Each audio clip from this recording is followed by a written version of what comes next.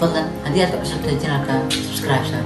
Okay, maanta waxaynu ka hadlaynaa barnaamijka maaraynta. Ma doonaysaa inaad maarayso waqtiga? Okay, haddii aad doonayso inaad maarayso waqtiga, waxaa rabaa qodobadan inaad aamintid. Kow, qiimaha uu ku fadhiyo waqtiga. qiimaha uu ku fadhiyo waqtiga marka uu dhahay waxa weeye waqtiga qiimihiisa waa inaad ogaataa waxa qaab uu kala socdo waqtiga inaad dooratid.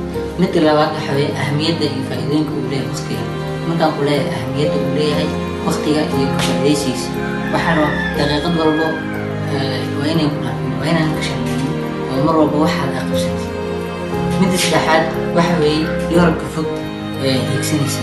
yoolka mar walba waxaa rabaa meel fog inaad heshay ka fikirtid, meel fog hamiga waa inuu sameeyo meel fog. midda afraad waxa weeye mas'uuliyadda kaa saaran waqtiga. mas'uuliyadda kaa saaran